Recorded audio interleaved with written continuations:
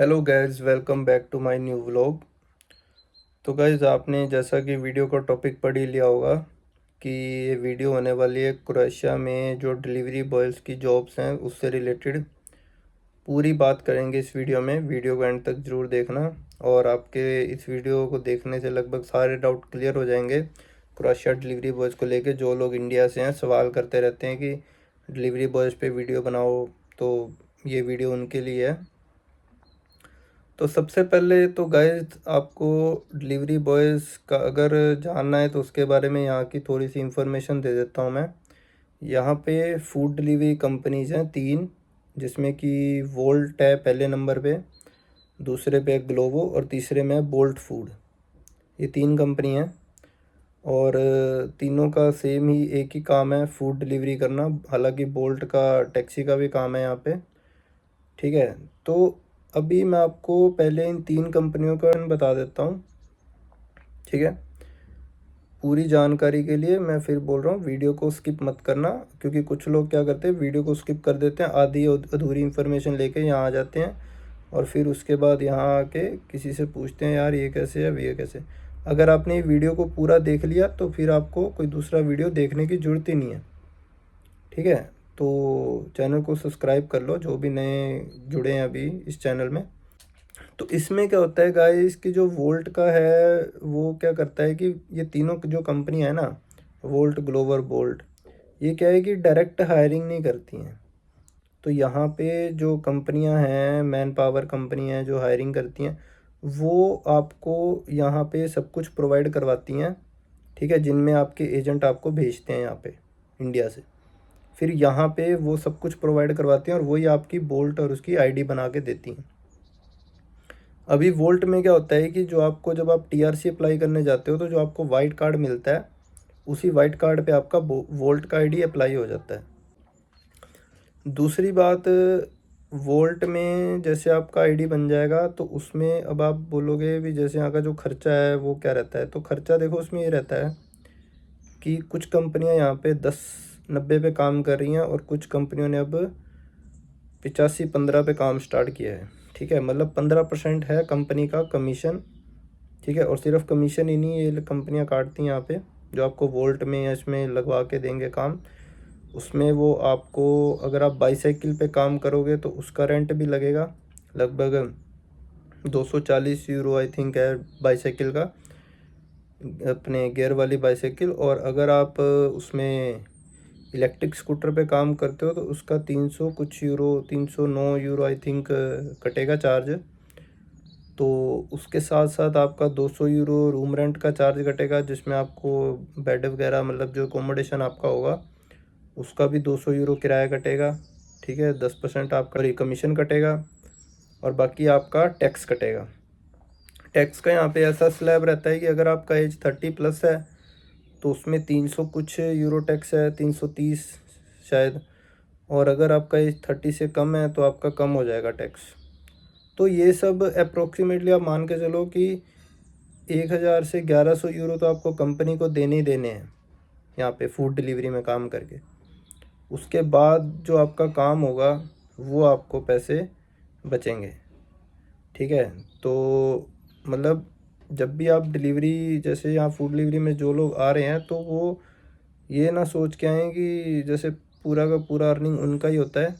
यहाँ पे आपको अपनी अर्निंग में से 1100 यूरो कंपनी को कटवाने होते हैं।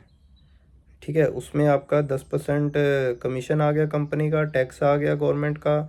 ठीक है, आपका रूम रेंट आ जाएगा और आपका ये स्कूटरी या इसका बाईसाइकिल का रेंट आ जाएगा। ठीक है, ये सब कंपनी काट के बाकी का पेमेंट वो आपको दे दिया जाएगा। पेमेंट डायरेक्ट आपके अकाउंट में नहीं आएगा, पेमेंट आपको कंपनी करेगी, या तो कैश करेगी या अकाउंट में करेगी। ठीक है, वोल्ट आपको डायरेक्ट नहीं करेगा, वोल्ट करेगा उनको पेमेंट, फिर वो आपको पेमेंट करेंगे, आपकी कंपनी, आपकी एजेंसी जो है। ठीक है, ये तो डिलीवरी बॉय का हो गया पूरा इन्फॉर्मेशन।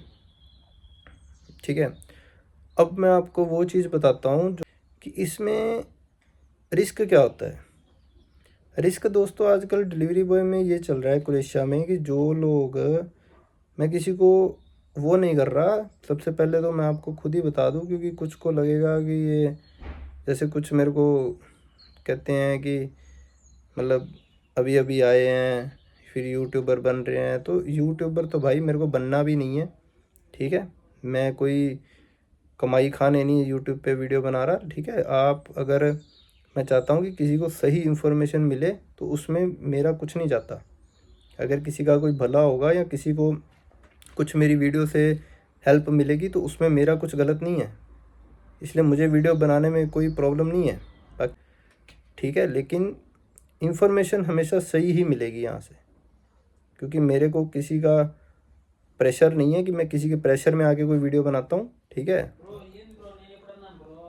क्या हो रहा है, बात करते हैं वीडियो पे। तो अभी क्या हो रहा है कि यहाँ पे जैसे कुछ राइडर्स के साथ मेरे को न्यूज़ मिला है जो रात को देर रात तक जैसे कोई काम करते हैं, तो उनको जो यहाँ के लोकल्स हैं, लोकल जैसे टीनेजर्स लड़के हो गए, तो वो एक मतलब ग्रुप बना के उनसे जैसे ना उनको परेशान किया जा रहा है। किसी से कोई ऑर्डर छीन लिया या फिर किसी से मतलब छीना झपटी कर ली। तो ये चीज़ें भी क्रोएशिया में हो रही हैं, इसके बारे में कोई बात नहीं करता।